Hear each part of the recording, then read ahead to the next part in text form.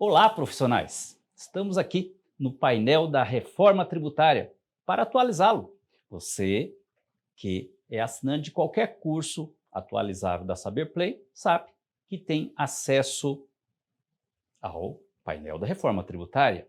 Queremos que os nossos assinantes sejam atualizados com o que está em vigor por meio dos cursos lançados, bem como o que virá. E é uma mudança de paradigma, a mudança do sistema tributário brasileiro. E o Congresso Nacional elegeu como primeira etapa da reforma tributária, em 2023, para o primeiro semestre, cuidar de tributos sobre consumo. E, segundo decisão do Congresso Nacional, está previsto para o segundo semestre de 2023 a discussão do tributo sobre a renda em especial e acompanhado da tributação sobre propriedade.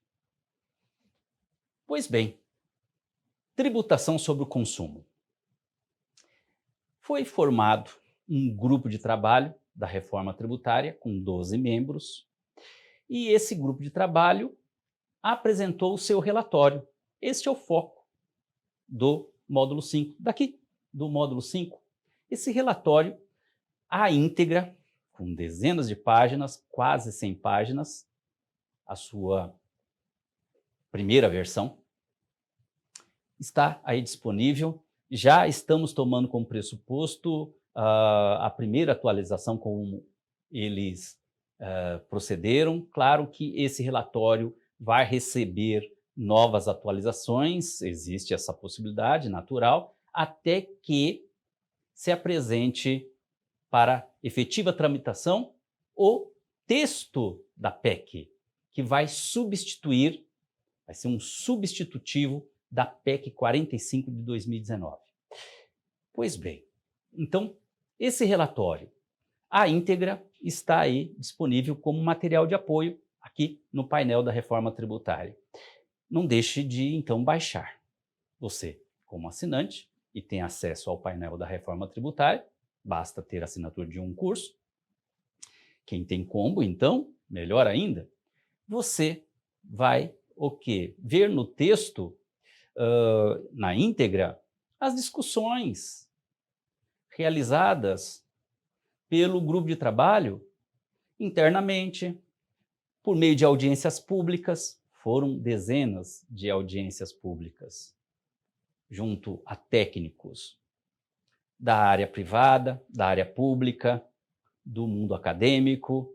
E você quer ir direto para a conclusão, os parâmetros que vão guiar a minuta da PEC substitutiva, que vai para o plenário do Congresso Nacional, para a Câmara dos Deputados, depois para o Senado? Então, se você quer ir direto para o resumo, as conclusões desse grupo de trabalho, não quer ver as discussões, que eu recomendaria, com calma, ler, porém, quer ir já direto para as conclusões do grupo de trabalho, vá para o item que está aqui. Olha aí na tela, item no subtítulo 4.3 do relatório do grupo de trabalho, ou seja, nesse item são apresentados as diretrizes do grupo de trabalho para o substitutivo a ser apresentado à PEC 45 de 2019. Você pode ir direto para o item 4.3, que é isso que estamos fazendo aqui. Eu estou pegando o item 4.3, lembrando que são dezenas de páginas, e então tem também item 4.3.1. Eu vou focar no item 4.3, que ele resume, é um resumão do que vem aí à frente na PEC substitutiva, e é bom você ir se preparando. A conclusão qual é? Quais são os parâmetros que vão guiar a PEC que vai para o plenário da Câmara dos Deputados? Eu quero te preparar sobre isso. Olha aí na tela. Após um longo processo de reflexão e discussão interna, foi possível extrair posicionamentos dos membros do grupo de trabalho que servirão de diretrizes para a elaboração do substitutivo que apresentarei eu, Aguinaldo Ribeiro, relator da reforma tributária, então ele, deputado, apresentará no plenário da Câmara dos Deputados para a PEC 45/2019. Então vai ser uma PEC, um substitutivo da PEC 45, um rito segundo o regimento interno lá da Câmara dos Deputados. Lembrando que existe o texto da PEC 45/2019, que apresentamos durante esse painel, a contar do módulo 1. Entretanto, essa PEC não atende ao que vai ser apresentado, ou seja, evoluíram os debates e o que vai acontecer? Teremos um texto reformulado.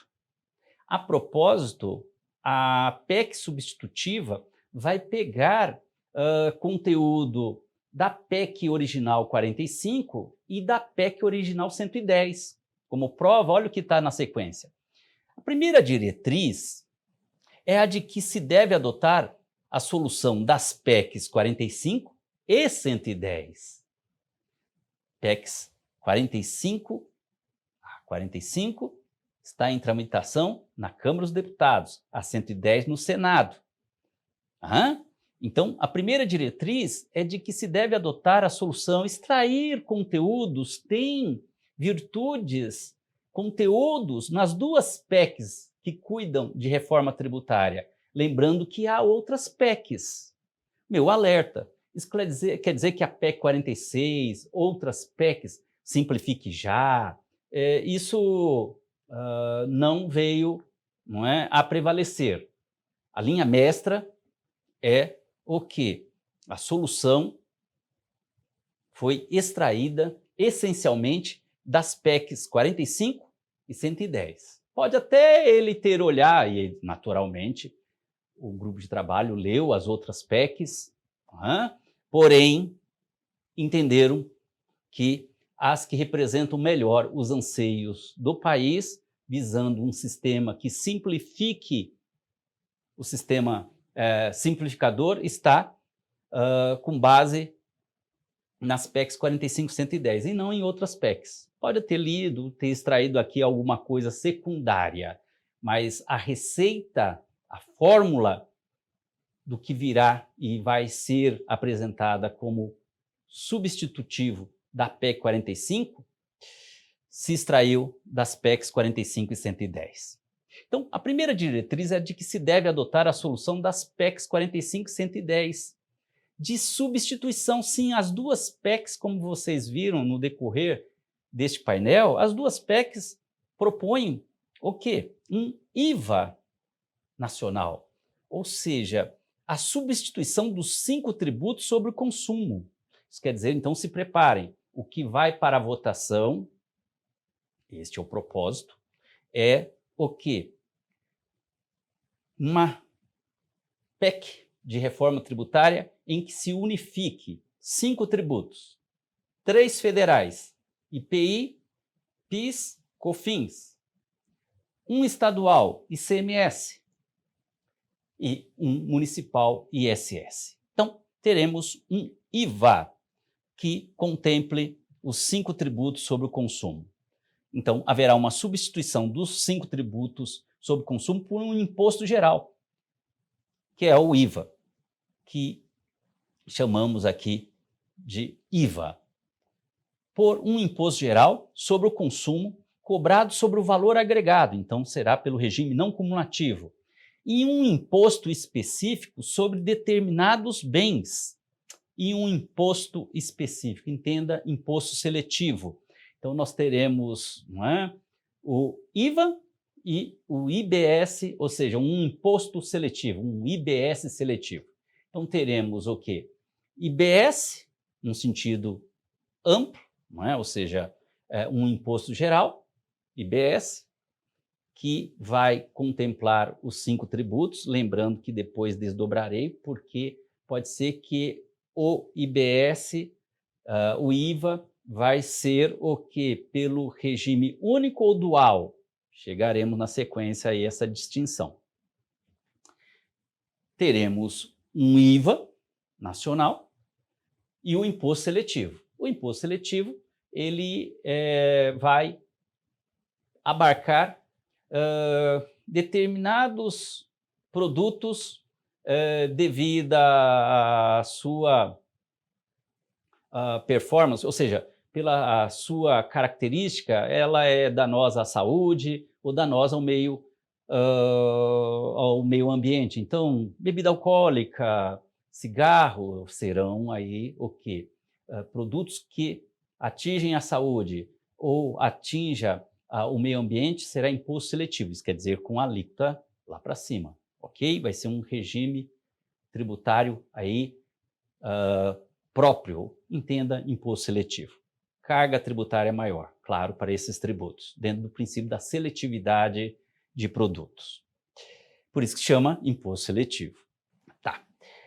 Então, a primeira diretriz é de que se deve adotar a solução das PECs 45 e 110 de substituição dos 5 tributos sobre o consumo por um imposto geral, que é o IBS, que é o IVA nosso, passará a ser o nosso IVA, sobre o consumo cobrado sobre o valor agregado e um imposto específico sobre determinados bens, alinhando o ordenamento brasileiro ao modelo adotado pela quase totalidade dos países do mundo. Mais de 150 países, em rigor, mais de 170 países já adotam o IVA, quer dizer, estamos atrasadíssimos, né?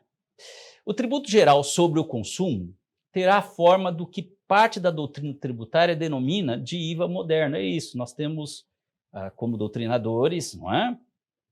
Faço parte dessa doutrina tributária que defende a instituição do IVA aqui no Brasil e tem que ser um IVA moderno, aquele com base ampla. Quer dizer, o que é um IVA com base ampla? Cobrado por fora e no destino, com não cumulatividade plena e com poucas alíquotas e exceções. O que mais me agradou na conclusão desse grupo de trabalho, manifesto por este relatório, é aquilo que defendi desde o módulo 1. Não tem sentido como o governo, por meio do seu secretário especial designado para a reforma tributária, e outros integrantes do Congresso Nacional, num primeiro momento estava se pensando uma alíquota única para o IVA. Um absurdo. O tempo é o senhor da razão, a razoabilidade venceu, batalhamos por isso, alertei, não é, juntamente com os outros colegas do Instituto Atlântico, que seria, não é, um retrocesso e não um avanço no sistema tributário.